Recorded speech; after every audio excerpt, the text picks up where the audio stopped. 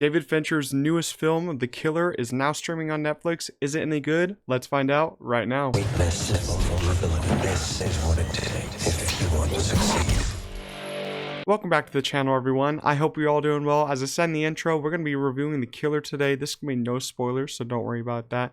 But I'm going to read you guys a quick plot synopsis just so you guys know what the movie is about. After a fateful near miss, an assassin battles his employers and himself on an international manhunt he insists isn't personal. And yeah, this is David Fincher's newest film coming straight to Netflix. I think some of you probably saw this in your theaters. It only got released to some theaters, which is pretty disappointing because it is Netflix. Netflix has this dumb release model that they'll probably do with Rebel Moon. But I was very excited to watch this movie because I haven't seen a Fincher film since like Gone Girl. I did not watch Mank, and I'm not sure if there's any before that, but I think Gone Girl was the last one I watched. And all the Fincher films that I've seen, I really do enjoy. I haven't seen them all. There's some I haven't seen, but I've seen most of them, and man, some of them are just so amazing. Like The Social Network is one of my favorite films of all time. Fight Club is great, and this one continues. It's another great Fincher film. I enjoy this one so much. The cast of this film includes Michael Fassbender, Tilda Swinton, and Charles Parnell, and many others. But Michael Fassbender, you know, he's having an interesting week for me because I did watch him in Next Goal Wins just this past Monday, and he's playing two opposite characters in these two movies. Because Next Goal Wins, he plays a funny soccer coach. This one, he plays an intense, precise killer. Just the killer. That's the character's name. It's the killer. These characters really don't have names. You just go by like their titles, like the expert, the lawyer, the client, the brute. And Michael Fassbender, as I said, plays the killer, and he does such a great job. This is like kind of a method role for him, I would say. He's just really serious in this role. He has hardly any dialogue. The dialogue that Michael Fassbender does have in this is a voiceover, which I really did like. I love the voiceover in this movie. Tilda Swinton does most of the dialogue in her like one or two scenes that she has towards the end of the film, third act. Not going to go into that, but it's pretty intense. I like that scene of dialogue between them, those two characters. But I will say this movie felt like a video game. I don't really want to compare it to a video game, but it just reminds me of video games that I play and still play. It kind of reminds me of like the Hitman game, kind of like a Jason Bourne-esque game, but in a serious way. I always thought the Hitman games were pretty serious.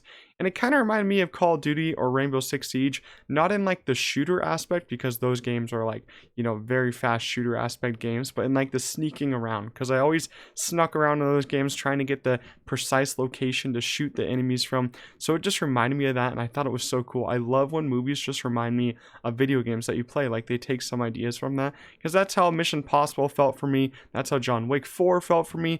I just love when they can feel like video games, but also just a great movie. And this one doesn't have a lot of action, I would say. It's basically just focused on the hitman's kind of mind and his precise, ability to just move around, trying to get the exact precise area to shoot from, and running around like the whole international lands of the world.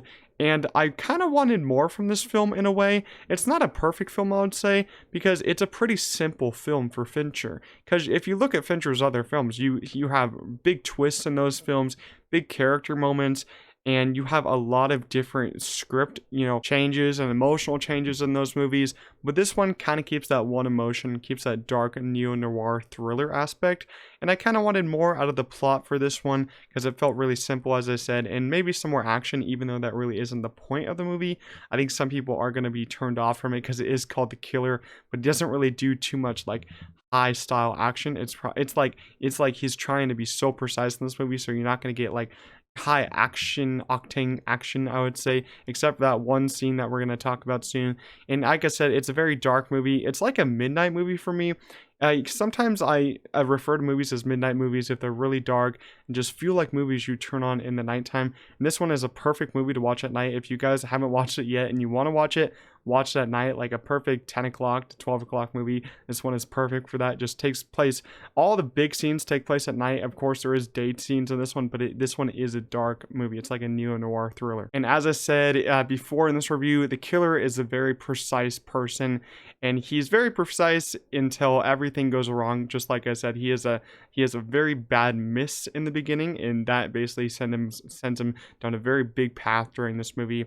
He listens to music, which really does help him keep everything precise, watches everything, watches the land, and he keeps his heart rate very low. He tries to do that, and I just love this part of the character, especially the beginning, first 20 minutes, how you're introduced to him and how he kind of walks around the city and how he just takes in all of his surroundings, trying to just, keep the same strategy but also kind of switching it up. And it's very interesting how he works, and I just love the aspect how he listens to music, because everyone basically listens to music when they're trying to stay calm, stay precise. That's basically me when I'm trying to like study, play video games, or even prep for YouTube videos. Listening to music helps you keep yourself very precise, and I just love the aspect of being precise in this movie, because if you think about it, it makes sense for David Fincher to make a movie about someone being very precise, because we've heard stories about David Fincher and how he likes to film and how he likes to get the perfect shot, and he is a very precise director, which I really like from him. And this movie has one of my favorite lines of dialogue from the entire year, and the delivery from Michael Fassbender is absolutely insane. The line is, "I don't give a fuck." That's my delivery, but Michael Fassbender's delivery in this is so amazing. I loved his delivery of that line. I cannot wait for people to hear that line, because I think that's literally one of my favorite lines of the year. It's so simple, but the delivery just makes it even better. And I love the sound design of this movie. It's a film that's mostly built around sound and not dialogue, which I really enjoyed. You don't really see that a lot these days, and I think it should get an Oscar nomination for Best Sound Design, because damn, that sound design is really good, especially in those fight scenes. I really just loved it, because as I said, not a lot of dialogue. It's basically just 80% sound, 20% dialogue, and that sound is amazing. And let me just say, you have one of the best fight scenes of the entire year between the killer and versus another character called the Brute. I'm not going to go into too many details here, but you just got to be prepared for this fight scene. I think it takes place like the middle of the film, a little bit after the middle, but this fight scene is easily one of my favorites. It's kind of behind Extraction 2, the big one-shot fight scene, and all of John Wick 4's fight scenes, but this fight scene is legendary. I think it's like a 9 out of 10 kind of fight scene. I just loved how the fight was choreographed, and like how it was laid out, how it was shot. Just an excellent fight scene. Oh my goodness, I loved it so much. The killer was going against this guy who probably weighed 100 to 150 more than him, and I was like stunned. He was getting thrown around like a doll, and it's just utterly insane, and I just loved every second of it. You're not going to be prepared for it. It's crazy. I loved it so much, and it's probably one of my favorite scenes of the year. I loved it. It's one of the best scenes of the year. That's kind of why I wanted more action out of this, because we would have seen more scenes like that, and I would have ate that up so much. But overall, The Killer is another great Fincher film. David Fincher doesn't let up. He's keep making great films. I was sad I wasn't able to see this in theaters, but it still is a great watch. I think this is going to be a big hit for Netflix. If they market to everyone, I think everyone will enjoy this. It's a very kind of slow, dramatic, dark film, as I said, but I enjoyed that aspect. Sound design is great. It has one of the best action scenes of the year. So I'm going to give The Killer a strong 8 out of 10. I really enjoyed this one. I feel like you guys might enjoy it. Let me know down in the comments, what did you guys think of The Killer? If you guys did enjoy this video, make sure to leave a like, subscribe to the channel, follow me on Twitter, Instagram, Letterboxd, and I'll see you guys in the next one. Peace out.